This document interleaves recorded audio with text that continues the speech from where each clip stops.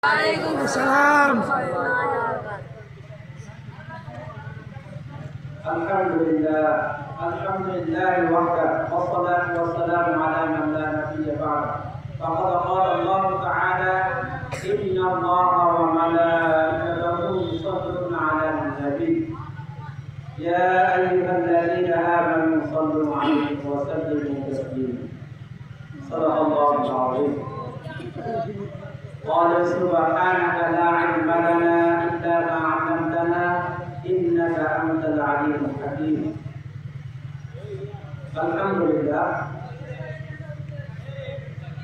আল্লাহ তাআলা দরবারে শুকরিয়া আদায় করি যে আল্লাহ তাআলা রব্বুল আলামিন আমাদেরকে একটি দ্বীনি পরিবেশ, দ্বীনি কথাবার্তা বলা, শোনার সুযোগ করে দিয়েছেন। এজন্য আমরা মহান নবীর দরবারে শুকরিয়া আদায় করি আলহামদুলিল্লাহ। আলহামদুলিল্লাহ। আমরা কৃতজ্ঞতা আদায় করছি যারা এত সুন্দর আয়োজন করেছেন, তাদেরকে আমাদের এলাকার পক্ষ থেকে অসংখ্য ধন্যবাদ জানাচ্ছি। আজকে আলোচ্য বিষয় হচ্ছে সিরাত। যদি এই সিরাত ছাড়া অন্য কোনো বিষয় আলোচনা করে সেটি ভুল হবে। যেহেতু আমাদের দাওয়াতে লেখা আছে সিরাত, নবীজির আলোচনা, অন্য কোনো আলোচনা করা এখানে ঠিক না। ঠিক কি না? কথা বলেন ঠিক কি না? এজন্য কথা বলবেন, কথা বুঝবেন, বলবেন। ঠিক আছে ইনশাআল্লাহ? সিরাত, নবীজির বৃত্তান্ত আলোচনা করা, নবীজির জীবনী আলোচনা করা, নবীজি আমাদেরকে কি দিয়েছে। আল্লাহ তাআলা রব্বুল আলামিন কোরআনে পাকের মধ্যে বলেন, ইন্নাল্লাহা ওয়া মালাইকাতাহু ইউসাল্লুন আলান নবী। এই আমার দোস্ত, আমার বন্ধু, সমস্ত মানুষ, সমস্ত জিন জাতি যত আসবে, যত গাছপালা, যত সৃষ্টি আছে, সবাই আমাকে সেজদা করে, সবাই আমাকে কি করে? সেজদা করে, আমার তাসবিহ পাঠ করে। আমি আল্লাহ তাআলা রব্বুল আলামিন তোমাকে এমন বন্ধু বানাইলাম, এজন্য কি করলাম? ইন্নাল্লাহা ওয়া মালাইকাতাহু ইউসাল্লুনা আলান নবী। আমি আপনার উপরে দরুদ পাঠ করি।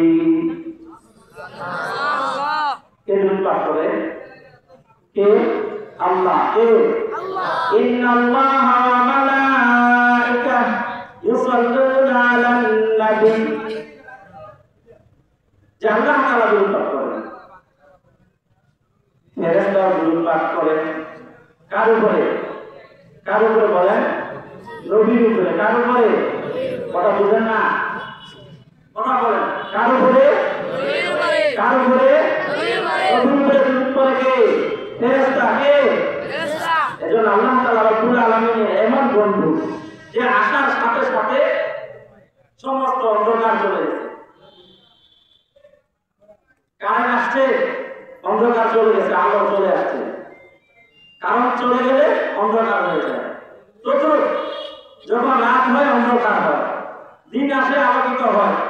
আল্লাহ তাআলা রব্বুল আলামিন এমন এক নবী দিয়েছেন যে পুরো পৃথিবীতে আলো ছড়িয়েছে। সুবহানাল্লাহ।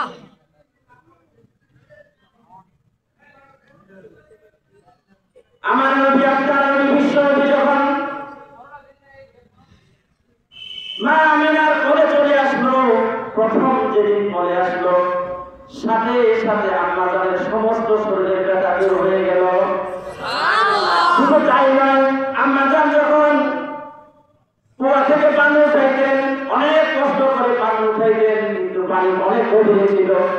আমার নবী, আপনার নবী, দয়ার নবী ফিরে আসার সাথে সাথে পানি কি চলে আসছে? উপরে চলে আসছে। সুবহানাল্লাহ। তাহলে কত বোঝে না? নবী পেটে আসার সাথে সাথে বরকত শুরু হয়ে গেছে, রহমত শুরু হয়ে গেছে। আম্মা জান কষ্ট করতে হয় নাই, কুয়ার পানি উপরে চলে আসতো। আম্মা জান পানি আনতে যেত, পানি চলে আসতো উপরে। পানি যখনই নিতে যেত, পানি উপরে চলে আসতো। যে আম্মা জানের কত সহজ। শুধু তাই নয়, মক্কার অলিতে গলিতে এমন কথা রটিয়ে দিল, আব্দুল মুত্তালিবের বৌমা কি সুগন্ধি ব্যবহার করে, যে এমন সুগন্ধি ব্যবহার করে পুরা মক্কা নগরীতে কেউ তো বিক্রি করে না। এই সুগন্ধি কোথায় পেল? আব্দুল মুত্তালিব টেনশনে পড়ে গেল। এক কথা দুই কথা কানে কান আব্দুল মুত্তালিবের কানে চলে আসলো। আব্দুল মুত্তালিব বলতেছে, ওনার স্ত্রীকে বলতেছে, হ্যাঁ তুমি তোমার বৌমাকে জিজ্ঞাসা করো কোথায় পায় একটা সুগন্ধি। মক্কা নগরীর মানুষগুলো বলতেছে, আব্দুল মুত্তালিবের বৌমা কোথায় পায় এই সুগন্ধিটা? কোথায় পায়? মক্কা নগরীতে নাই, মক্কা নগরীতে পাওয়া যায় না, এটা সুগন্ধি কোথায় পায়? আম্মা জানা মেনা রাদিয়াল্লাহু তাআলা বলতেছেন, ওগো আব্বা, ওগো আম্মা শোনো, আমার পেটের ভিতরে যে সন্তান আসছে, আসার সাথে সাথে এমন বরকত শুরু হয়েছে, এমন গন্ধ শুরু হয়েছে, সুগন্ধি শুরু হয়েছে, আমার শরীর থেকে সুগন্ধি বের হয় না। আমি যদি থুতু ফেলি তার ভিতরে সুগন্ধি বের হয়। তাদের কি সুগন্ধি দিয়েছে? থুতু ফেলে ওটার ভিতরে সুগন্ধি, যে রাসূলের বরকত, যে আল্লাহ তাআলা বন্ধু বানাবেন, এমন বন্ধু যে বন্ধু দুনিয়াতে আসার আগেই রহমত বরকত সব শুরু হয়ে গেছে।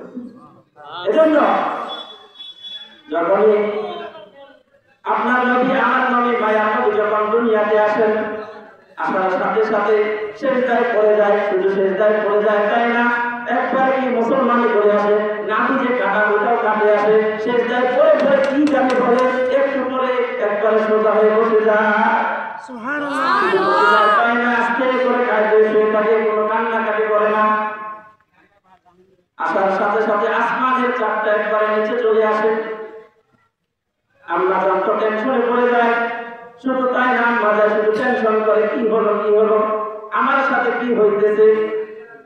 যখন সকাল হয়ে গেল, সবাই দেখতে আসলো, এত সুন্দর ছেলে আর কেউ, এত সুন্দর ছেলে পুরা মক্কা নগরীতে নাই, এত সুন্দর ছেলে। আমরা কান্নাকাটি করতেছে, যদি আজকে আব্দুল্লাহ থাকতো, যদি আজকে আমার স্বামী আব্দুল্লাহ থাকতো, আমার ছেলের জন্য অনেক কিছু খেলনা কিনে নিয়ে আসতো, অনেক সরঞ্জাম নিয়ে আসতো, খেলনা নিয়ে আসতো। আজকে আমার স্বামী আব্দুল্লাহ নাই, তার জন্য খেলনা আসে না।